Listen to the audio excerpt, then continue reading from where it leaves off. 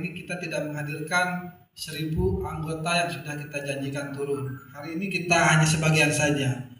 Semua perwakilan kita suruh diam dan kita suruh tunggu keputusan hari ini untuk tidak turun hari ini, agar Garut tidak menjadi chaos. Seperti itu pimpinan.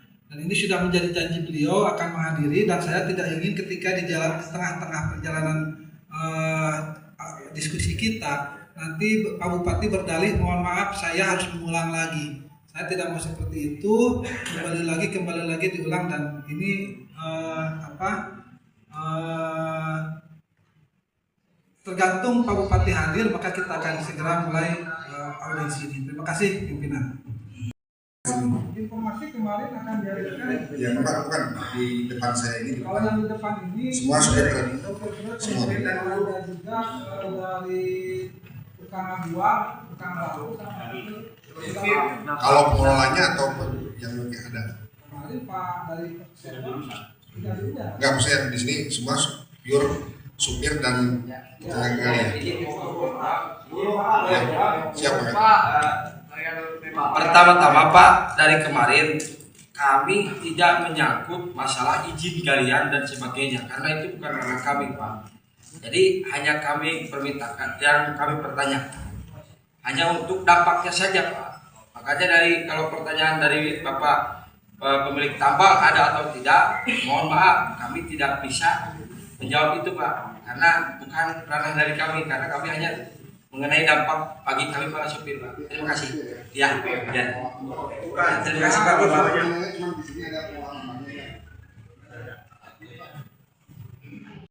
Dari sikap dari Pemkab Kabupaten Garut yang sudah kita ketahui semua menutup 3 galian di daerah Waduk Putih, tetapi perlu digarisbawahi kami tidak ingin masuk ke dalam ranah terkait perizinan galian tersebut, dan kami ingin tanyakan hanya solusi bagi kami 1.400 pengusaha truk, sopir, dan juga pekerja batu, tukang muat dan tukang abuang. Terus mau seperti apa dari 1.400 ini yang terdampak, karena seperti kita ketahui bersama saat ini ada beberapa tambang yang memang operasional, tetapi ini tentu tidak akan mampu melayani kami Pak Bupati. Kalau 1.400 kabupaten, taruh saja jangan 1.400, 1.000 unit saja, maka antrian itu akan sampai ke jalan yang daerah SPB ini. Nah, ini mau seperti apa sikap dari Pemkab Kabupaten Garut terkait kondisi dan situasi saat ini? Tentunya kami menginginkan Pak Bupati tidak hanya bijaksana, tetapi harus bijaksana juga, sehingga kami betul-betul bisa mempunyai kepastian, karena sudah 3 hari kami tidak operasional Pak Bupati.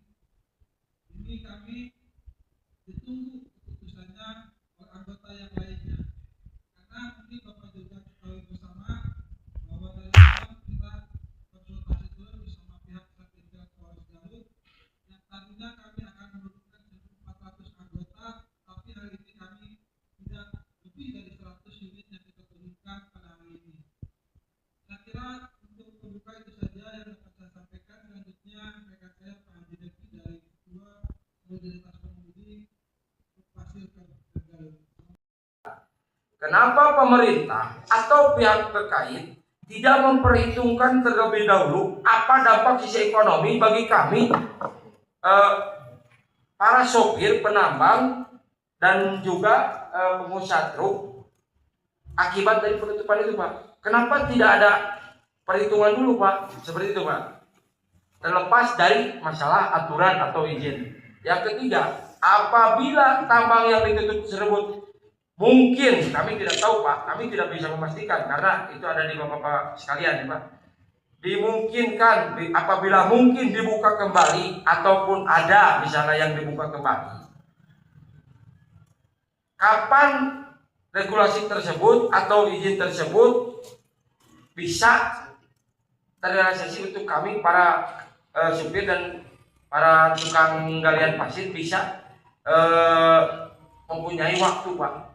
Seperti itu, Pak.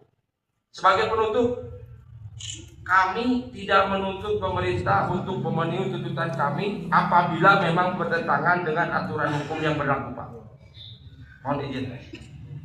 Dan yang kedua adalah, namun apabila ada celah untuk bisa diupayakan oleh pemerintah, maka kami mohon kepada pemerintah, terkhusus kepada Bapak Bupati dan Ibu Wakil Bupati, untuk membantu kami memberi ruang walaupun hanya sekecil apapun, Pak, untuk mencari nafkah supaya kami bisa bergerak kembali, Pak.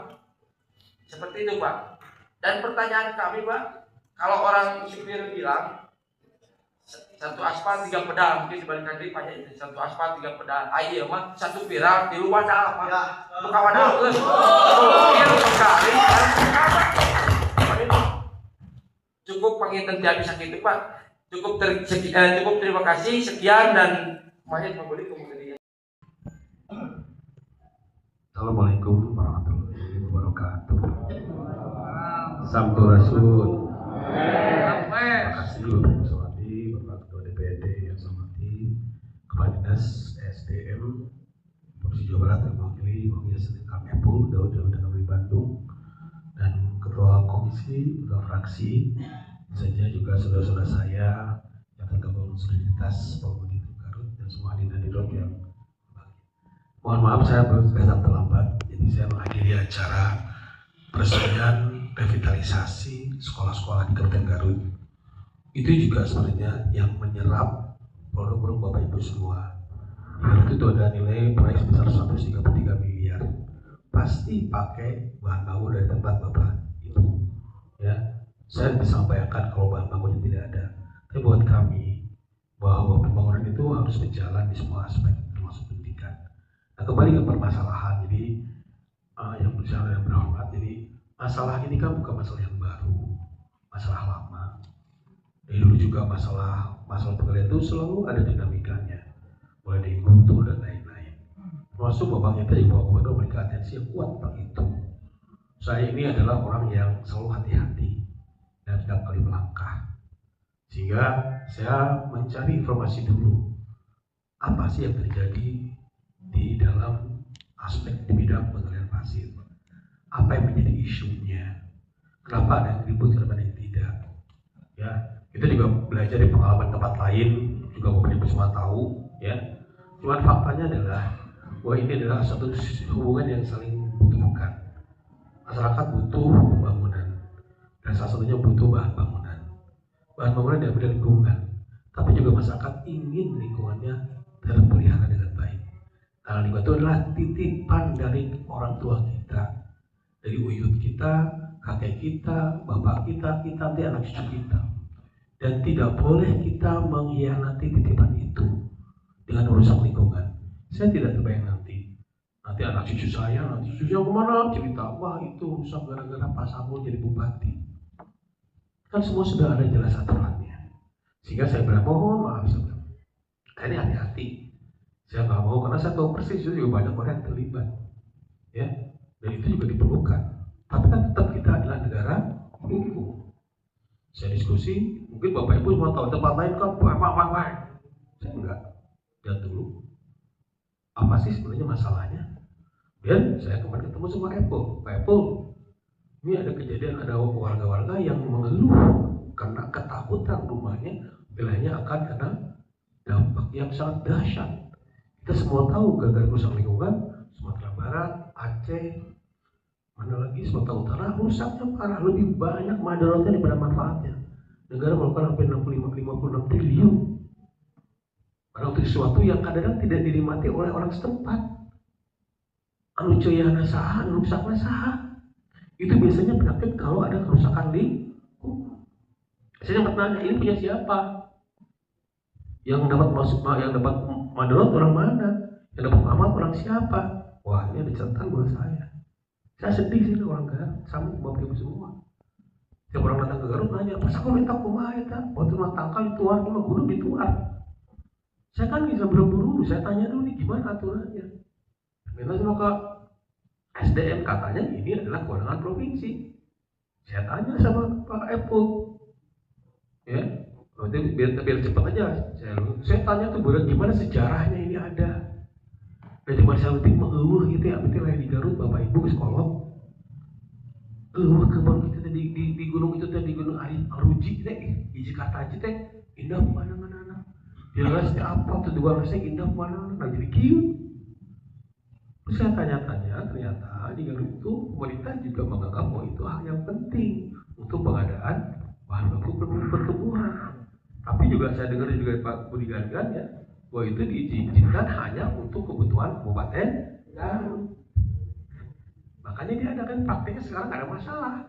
Nah ini saya tanya, udah gitu saya tanya, Pak gimana? Saya tanya, dulu sampai ada 23 izin usaha. Sekarang yang ada berapa? 9 itu kumaha posisinya? Itu kan ada perpanjangan. Nah Pak Gubernur kita sekarang bikin aturan bahwa RDRT Garut tidak ada lagi penggalian pasir. Itu aturan dari pemerintah provinsi. Jadi yang kemarin itu ada 4 lokasi yang terhenti. Kenapa? Aturan sekarang tidak boleh ada di Garut. 4 ditutup, jadi 9, 4 itu dikasih sana 5. Ayo 5 itu kumaha? Pak 2 ya izin legal, 3 perpanjangan, tapi masalah. Saya kan bupati, saya tanya sama Kapolres, sama Dandim, yang kumaha nu kieu? Di mana-mana kalau tidak izin, tidak legal berarti melanggar hukum.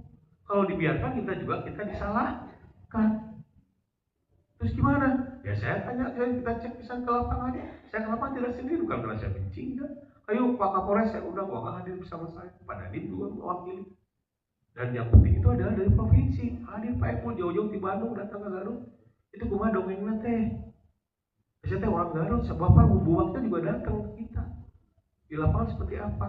Nah, tolong panjang-panjang lah. Intinya apa dari 3 itu tidak mendapatkan izin untuk perpanjangan 2026. Kenapa? Ada beberapa persyaratan yang tidak dipenuhi. Lamun aya itu. Contoh dana supir boga SIM menang teh nyetiran. Nah, otak saya orang hukum, saya negara, saya dapat amanah dari negara untuk melaksanakan aturan. Yang kemudian atuh, terus saya bilang ya kalau kemudian kumaha, ya tutup, ya kumaha teman tutup, ya tutup. Terus saya bilang saya nggak bisa dong membiarkan, nanti saya salah, nanti negara menyalahkan saya, pembiaran ya Bapak itu. Nah, terus gimana caranya? Saya cek lagi. Dari itu ternyata ada 2 yang masih jalan, satunya Bandung, satunya Kordon ya. Ada cek abi teh, aduh saya mau tinggal otak saya, udah kembali dulu bahwa ini adalah memenuhi kebutuhan Garut. Ya udah itu aja 2 itu saja cukup karena saya lihat dicek di saya Bapak Ibu itu kapasitasnya paling besar. Kalau itu berapa hektar? 46 hektar. Rata-rata batu mah kamari yang di situ cuma berapa 10 hektar ya. Jadi kita udah 40 hektar kalau baru hektar. Juga Bu BM juga paling besar. Itu secara teoritis itu mestinya menurut saya harus bisa memenuhi kebutuhan dan bahkan juga biasa bisa keluar. Tapi saya bilang ini kan negara hukum, saya ini diamanati untuk melaksanakan ketentuan. Kewenangannya ada di provinsi. Provinsi itu menang, itu menang. Kalau itu menang, saya minta tolong sama Polda. Pak, ini bahaya Pak. Karena ini melanggar aturan, karena ada undang-undangnya. Kalau polisi dibiarkan juga salah. Undang-undang jelas, undang-undang lingkungan, dan juga ada masalah pajak. Saya juga tanya sama Bapak tadi, pajaknya seberapa? 1.000 loh. Bapak Ibu saya tanya kemarin, pajaknya seberapa? Dibayarkan. Bapak ngomong 1.000 per hari, saya bingung. Yang kita terima paling seberapa hari per hari rata-rata nggak nyampe 50 100. Kan saya hitung pajak Pak, sekian pajaknya sekian, masuk ke Pemda sekian. Nah hari cek Bapak 1.000, hari cek itu cuma sekian. Kurang rugi 2 kali, ya jalan rusak, macet, banyak masyarakat komplain ke Garut. Bahkan saya bikin aturan tidak boleh jalan pada saat jam tertentu karena pemacetkan para pengunjung datang ke Garut. Kita butuh duit untuk ngebangun Garut. Kok undang orang datang ke Garut, gimana di Garut? Jalannya sing lancar. Kan gitu, saya sederhana Bapak Ibu tidak apa-apa. Kok itu nggak boleh, tapi asal ada aturannya Pak. Yang salahkan siapa pemilik itu. Mereka udah dapat manfaat yang banyak. Cek sama Bapak Ibu. Mau coba apa benar 1.000? Saya cek lagi berapa dapat kita dapat. Berarti ada selisih banyak. Siapa yang menikmati? Kan saya Pak. Saya menjadi bupati 1 tahun. Ini apa harus kita, ini buat kita semuanya. Saya yang ngomongin jalan, yang ngomongin segala macam, bagus dia gandeng sama di Cisau gandeng itu gandeng. Kan gitu. Nah, terus gimana Pak solusinya? Ya itu WA kenu 2, ngobrol kenu 2. Gak saya tahu mereka kapasitasnya besar. Ya, izin Pak Bupati sudah terjalan. Terus selesaikan bebet. Sudah segangnya Pak Untung. Nah, itu yang saya bayangkan. Sehingga dibayar saya. Ya, kan semua juga ada proses transisinya. Bapak-bapak juga pasti tahu kenapa di Kabupaten Ratu Gizi Butulang Garut aja. Udah harus jaga-jaga, malah nyalakan saya. Kalau saya makin lama ya saya harus makin salah. Jadi diperiksa sama Polda, itu kan Polda. Kalau nanti Bapak juga nanti kalau ada masalah tuh, saya tanya tadi Pak Kapolres, sebelum ini Kapolres dulu gimana Pak? Ya mohon barang, kalau barang itu tidak legal, diambil orang, dijual orang itu gimana statusnya? Mohon izin saya bilang sama seperti itu. Iya barangnya terjelas ini dan usaha sana ilegal atau ilegal kan? Copot dijual, naon namanya eta. Kan saya nggak mau juga Bapak Ibu juga terjebak. Kalau urusan hukum kan tidak pernah pun. Nah kembali ke tadi, nah solusinya gimana Pak? Nah, saya kembali ke coba itu backgroundnya. Dan saya cerita coba masalah ininya. Itu udah saya hitung Pak. Ya hitungannya jelas, masih ada 2 yang kapasitasnya besar.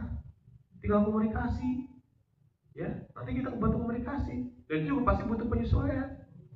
Tapi kan kalau nggak begini, saya disalahkan masyarakat Bapak Ibu. 1000 orang truk marahin saya, tapi 2 juta orang marahin saya.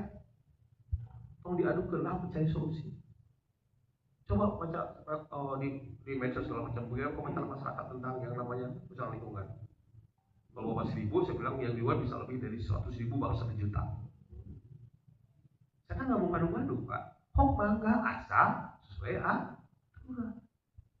Karena yang masalah yang cari solusinya, ya kan ada 2 tadi. Tapi juga mau aina beres, ngomong isu beres, mana ada. Tapi yang pasti saya apresiasi Bapak datang ke sini baik-baik ngomong. Saya tahu juga Bapak punya kekuatan. Tapi hati-hati juga masyarakat juga bisa marah. Oke. Bisa dibalik-balik kan? Sebenarnya saya nggak mau nih sama-sama yang hidup aman, masyarakat yang tentram, damai kan? Jadi solusi yang baik. Coba digedung-gedung gitu ya. Dan apa lagi? Antara komunikasi, kalau komunikasi, ini masih apa? Saya juga kalau di dulu, berikutnya apa lagi? Bagaimana? Masalah izin tadi yang 3 itu yang terserah mereka. Masa saya ngatur-ngatur? Mereka tidak punya RKAB, Bapak tuh RKAB rencana kegiatan anggaran belanja. Loh, lamun teh anggaran kumaha sabaraha anu rek digalina, sabaraha arek dijual ke masyarakat, saya tahu. Sehingga kita juga jelas anggaran pajaknya berapa. Pajak itu apa? Untuk perbaiki, saya bilang saya rugi, saya ngitung kemarin berapa dari itu cuma 2 juta. Saya perbaiki jalan itu, jalan Al-Iqra ya itu jebol gara-gara itu gede, terus itu jarbo, itu sabaraha. Terus ngomong sebarang saya nggak mau lagi terjadi. Saya dibayar masyarakat. Bapak saya juga masyarakat begini sih, tapi saya nggak mau diadu-adu. Kok orang cari solusi? Nah, saya nggak sesuai dengan ketentuan. Nah, saya bisa bantu. Orang panggil yang 2 orang kita cari solusinya gimana? Cuman nggak mungkin lah di otak saya 1 hari ini semua selesai. Cuma itu kan tadi, ya. Nah ini juga bagaimana Pak risiko itu? Ya saya juga nggak bisa apa-apa tuh Pak. Ya. Ini yang pasti ini kalau dibiarkan saya melanggar amanah saya sebagai bupati untuk menjalani